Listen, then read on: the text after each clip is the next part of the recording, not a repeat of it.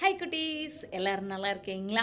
நாம் இன்னைக்கு எந்த எழுத்தாளர்களுடைய கதையை பார்க்க போகிறோம் தெரியுமா? என்ன எழுத்தாளர்கள்னு சொல்கிறேன்னு பார்க்குறீங்களா? எஸ், திருமதி சரிதா ஜோ அவர்களும் உதயசங்கர் ஐயா அவர்களும் எழுதிய புத்தகத்தில் உள்ள கதையை தான் இன்னைக்கு பார்க்க போகிறோம்.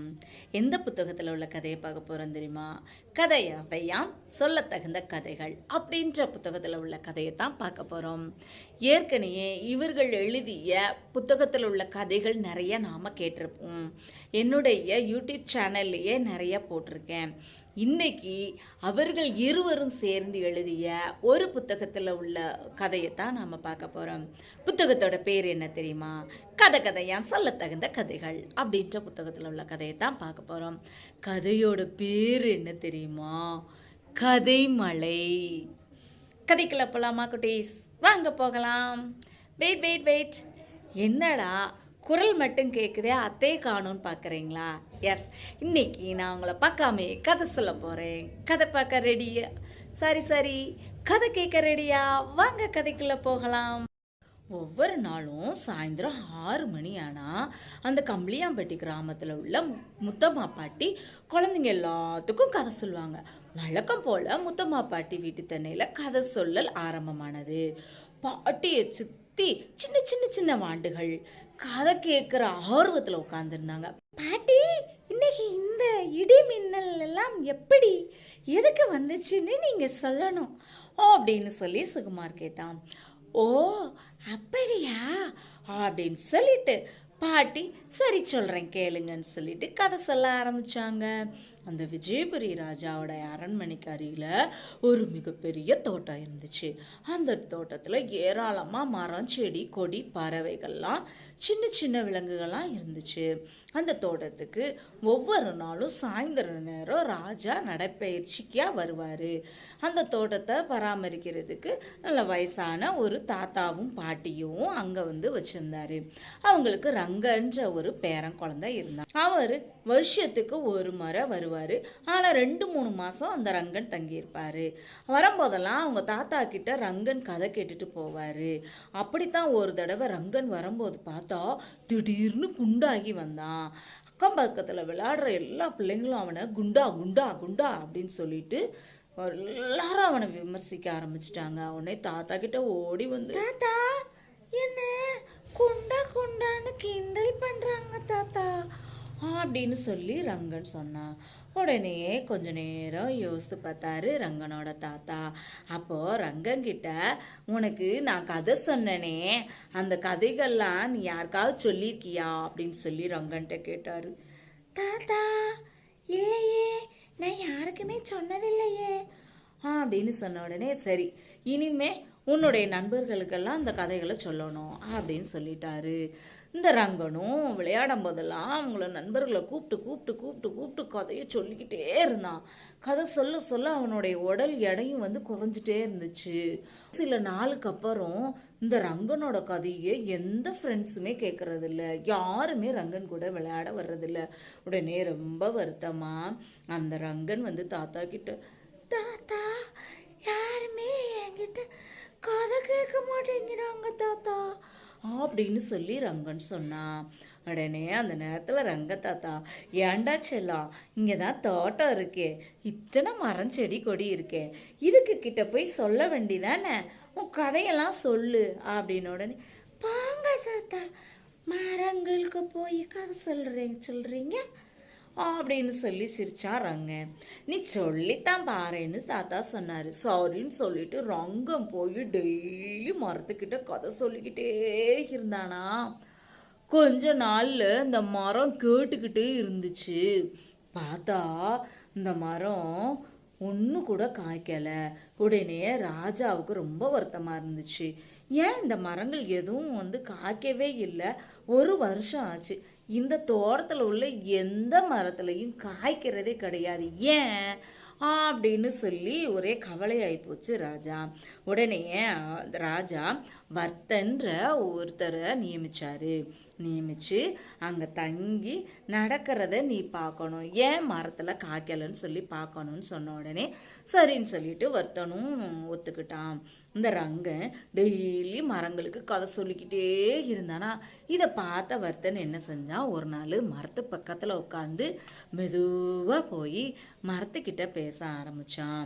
நீங்கள் ஏன் கனி கொடுக்கறதில்ல, ஏன் காய்க்கிறதில்ல அப்படின்னு சொன்ன உடனேயே இந்த மரங்கள்லாம் சொல்லிச்சு, இந்த ரங்கன் பையன் தினமும் எங்ககிட்ட நல்ல நல்ல கதையா சொல்றான், ஆனா நாங்க மகிழ்ச்சியா இருக்கணும் இல்லையா, மகிழ்ச்சியா இருக்கணும்னா என்ன செய்யணும், இந்த கதைகளை மற்றவங்களுக்கு சொல்லணும், ஆனா எங்களால தான் சொல்ல முடியலையே, அப்புறம் எப்படி நாங்க காய்ப்போம் அப்படின்னு சொல்லி மரம் சொல்லிருச்சு. சரின்னு சொல்லிட்டு கொஞ்ச நேரம் யோசனையில மூழ்கி போயிட்டான் வர்த்தன். அப்புறம் தான் சொன்னான், நீங்க உங்களை சுத்தி வர்ற அந்த மேகத்துக்கிட்ட அந்த கதையெல்லாம் சொன்னீங்கன்னா நல்லா இருக்கும்ல அப்படின்னு சொல்லி வர்த்தன் சொன்னாரு.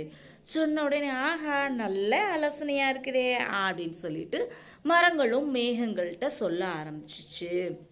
இந்த மேகங்கள் அங்க சுத்தி இங்க சுத்தி அப்படி போய் இப்படி போய் இரவும் பகலும் கதைகளை கேட்டுக்கிட்டே இருந்துச்சு மரங்க கிட்ட இருந்து.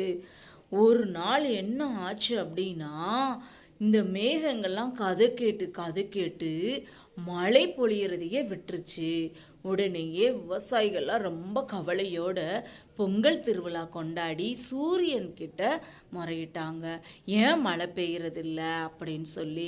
உடனே சூரியன் மக்களோட எல்லா கஷ்டத்தையும் பார்த்து வேகமா போய் மேகத்துக்கிட்ட நீங்க ஏன் ஒன்று கூடி மழை பெய்யறதில்ல அப்படின்னு கேட்கும்போது இந்த மேகங்கள் சொல்லிச்சு, நாங்க மகிழ்ச்சியா இருக்கணும் இல்லையா, நாங்க மகிழ்ச்சியா இருக்கணும்னா இந்த மரங்கள் சொன்ன கதையை நாங்க எல்லார்கிட்டையும் சொன்னாதான் சந்தோஷமா இருப்போம், கதைகளை ஃபுல்லா எங்களுக்குள்ளேயே போட்டு வச்சிருக்கோம், அப்புறம் எப்படி நாங்க மழை கொடுக்க முடியும் அப்படின்னு சொல்லி மேகங்கள் சொல்லுச்சு.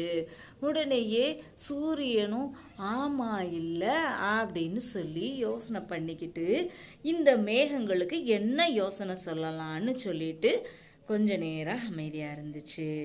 அப்போ உங்ககிட்ட நிறைய கதைகள் இருக்குது அப்படிதானே அப்படின்னு சொல்லி சூரியன் கேட்டுச்சு. உடனே மேகங்களும் ஆமா எங்ககிட்ட நிறைய கதை இருக்கு, இதை யாருக்கிட்ட நாங்க போய் சொல்றது அப்படின்னு சொன்ன உடனேயே அந்த சூரியன் சொல்லிச்சு, நீங்க எல்லாரும் மலைத்துளி வழியா கதைகளை பூமிக்கு அனுப்பலாம்ல அப்படின்னு சொல்லி சொன்ன உடனே மேகங்களுக்கு எல்லாருக்கும் ஒரே சந்தோஷம். ஆஹா நல்ல ஐடியாவா இருக்குதே, சூரியன் சூப்பர் ஐடியாவை சொல்லியிருக்கீங்க அப்படின்னு சொல்லிட்டு மேகங்கள் எல்லாம் ஒன்று சேர்ந்து தன்னுடைய கதைகளை தினமும் மலைத்துளி வழியா பூமிக்கு கதைகளை அனுப்புனாங்க. உடனே பாட்டி சொன்னாங்க, முத்தம்மா பாட்டி எப்படி மழை வருதுன்னு தெரிஞ்சுக்கிட்டீங்களா, மழை வந்தா என்ன செய்வீங்க, ஓரமா நின்று நீங்க ரசிப்பீங்க தானே, அப்போ அந்த ஒவ்வொரு மலைத்துளியும் உங்களுக்கு கதையை கொண்டுட்டு வருது குட்டிகளா அப்படின்னு சொன்ன உடனேயே எல்லா குழந்தைங்களுக்கும் ரொம்ப சந்தோஷம். சரி சரி பாட்டி, இடி மின்னல் எப்படி வந்துச்சுன்னு தானே நாங்க உங்கள்கிட்ட கேட்டோம் அப்படின்னு சொல்லி விக்னேஷ் சொன்னான். அதே சொல்றேன் கண்ணுகளா, மழை பெய்யும் போது இடி மின்னல் எதுக்கு வருது தெரியுமா, மூட நம்பிக்கை சார்ந்த கதைகளும் தவறான கதைகள், இப்படிப்பட்ட கதைகள் இடியாவும் மின்னலாவும் மாறி ஓடிடும் அப்படின்னு சொல்லி பாட்டி சொன்னாங்க. எப்பெல்லாம் இடி மின்னல் வருதோ அப்பெல்லாம் மேகத்துல இருக்கிற மூட நம்பிக்கை கதைகளும் தவறான கதைகளும் ஓடிருமா, அப்படித்தானே பாட்டி அப்படின்னு கேட்டா சுரேஷ். ஆமாம் கண்ணு அப்படித்தான் அப்படின்னு சொன்ன உடனே அதனால்தான் இடி மின்னல் வரும்போது நீங்கள் வெளியில் வரக்கூடாது சரியா கண்ணுங்களா அப்படின்னு சொன்னாங்க பாட்டி. பாட்டி இடி மின்னல் அடிக்கிறப்போ வெளியில இருந்தா என்ன செய்யணும் அப்படின்னு சொல்லி கேட்டா ராகவி. கண்களையும் காதுகளையும் இருக்க மூடிக்கோங்க அவ்வளோதான் அப்படின்னு சொல்லி பாட்டி சொன்னாங்க. சரி கண்ணுகளா, கதை எப்படி இருக்குது அப்படின்னு சொல்லி பாட்டி கேட்டாங்க. கதை சோறா இருந்துச்சு பாட்டி அப்படின்னு சொல்லி அங்க இருந்த எல்லாரும் சந்தோஷப்பட்டாங்க. அந்த நேரத்தில் மண் வாசனை அடிக்க மழை தூர ஆரம்பிச்சிச்சு. கதை மழை கதை மழை அப்படின்னு சொல்லி குழந்தைங்கெல்லாம் கைதட்டி ஆர்ப்பரிக்க ஆரம்பிச்சாங்க. என்ன குட்டீஸ், கதை மழை உங்களுக்கு பிடிச்சிருக்கா? பிடிச்சிருக்கும்னு நினைக்கிறேன். இனிமே மழை வரும்போது மழை நம்மக்கிட்ட என்ன சொல்ல வருது? கதை சொல்ல வருது. அதனால ரசித்து மழையை பாருங்க, அதோட சத்தத்தை கேளுங்க. ஓகேவாடா குட்டீஸ்? கதை உங்களுக்கு பிடிச்சிருக்கோன்னு நினைக்கிறேன். ஓகே குட்டீஸ், அடுத்த கதையில் சந்திக்கிறதுக்கு முன்னாடி அத்தை எப்பயும் சொல்கிறதா என்ன சொல்லுவேன்? கதையை பாருங்க, கேளுங்க, சேனலை சப்ஸ்கிரைப் பண்ணுங்கள், கமெண்ட் பண்ணுங்கள், மறந்துடாமல் லைக் பண்ணுங்கள், ஷேர் பண்ணுங்கள். ஓகேவாடா குட்டீஸ்? ஏன்னா கதை கேட்குற நீங்கள் மற்றவங்க கிட்ட ஷேர் பண்ணலாம், என்ன ஆகும்? குண்டாயிருவீங்க. அப்போ மற்றவங்க கிட்ட என்ன செய்யணும்? கதையை ஷேர் பண்ணணும். கதையை மட்டும் இல்லை, நம்ம படிக்கிற ஒவ்வொரு புத்தகங்களையும் நல்ல விஷயங்களையும் மற்றவங்களோட ஷேர் பண்ணால் அது நல்ல விஷயம். ஓகேவாடா குட்டீஸ்? ஓகே, அடுத்த கதையில் சந்திக்கிறேன். பாய்.